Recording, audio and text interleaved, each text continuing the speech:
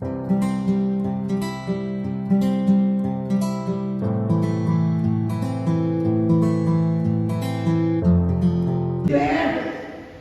dias tenebrosos. E aí já tem aí você tem que guerrear contra muitas seitas. Você tem que guerrear contra a ideologia de gênero, por exemplo. Você tem que guerrear contra as teorias científicas do Big Bang, que deu ruimzinho, que quem criou o mundo foi a bomba atômica não, a grande explosão, o Big Bang. E nós seremos verdadeiros defensores da fé, se nós estivermos pautados, respaldados na palavra de Deus.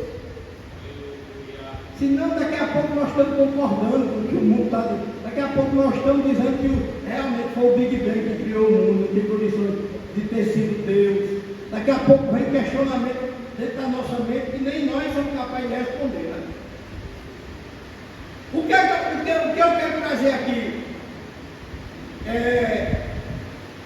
para nós adiantarmos, né? Claro que não vai ter aquela mesma conotação de escola dominical, mas eu quero primeiro trazer que a doutrina do Espírito Santo, ela é bíblica. Bíblica. Ela está respaldada na palavra do Senhor. Por que é importante nós entendermos isso? Sabe por quê? Porque nós temos grandes denominações, eu não vou falar mal delas, grandes igrejas que não são pentecostais, que acham que esse poder de Deus aqui, ele se limitou somente ao nível de Atos, ao crescimento da igreja, ao surgimento da igreja, por assim dizer. E aí, como é que você vai combater isso, velho? Se você está dentro do segmento pentecostal, dentro do segmento que crê no poder de Deus, que crê que a promessa se diz respeito àqueles daquele tempo, aos filhos e aos filhos dos filhos. E aí, como é que vai ser? Então, a doutrina do Espírito Santo, ela é bíblica, a gente pode ver ela em várias situações. Primeiro, na promessa de Joel, né, capítulo 2, versículo do 25 de ano, 28, por ali, você vai ver Deus usando Joel para fazer a promessa do derramamento de poder. E tem uma coisa: o derramamento de poder para os últimos dias. Para os últimos dias.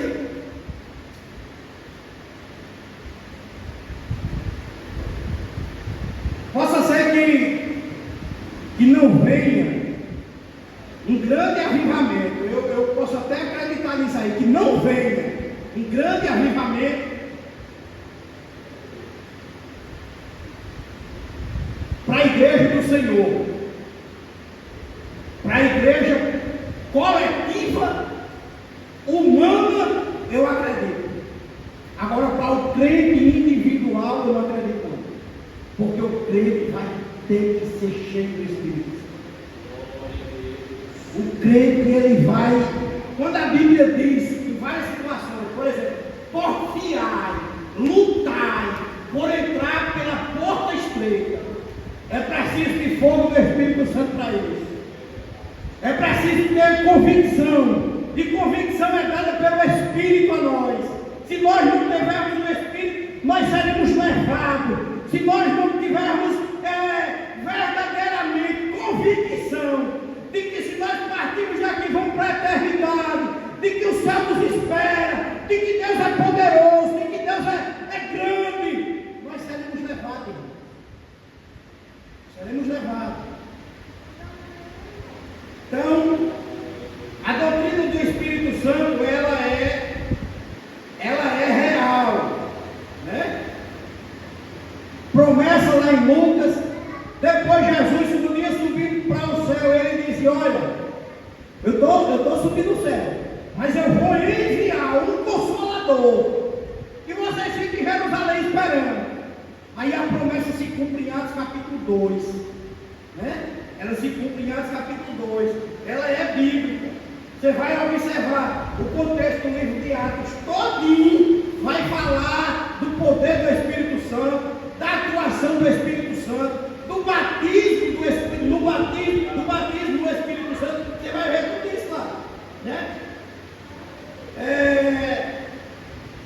A doutrina do Espírito Santo é bíblica.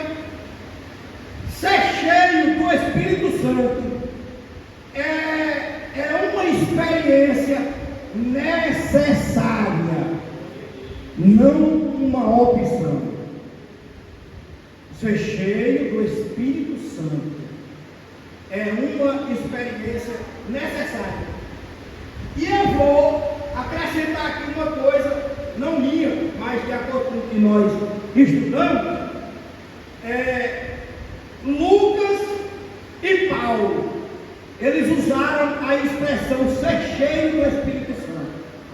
Quando Lucas usou, e mais precisamente no livro de Atos, ser cheio do Espírito Santo, ele estava se referindo exatamente ao poder de Deus, a falar em línguas estranhas, a ter visão, a ter revelação. Lucas estava falando disso, e a lição que nós estamos estudando, ela tem essa conotação. Quando eu disser, disser cheio do Espírito Santo, é me referindo a ser batizado com o Espírito Santo, é falar em línguas, é pular na presença de Deus, é dar lugar a Deus, é impor as mãos.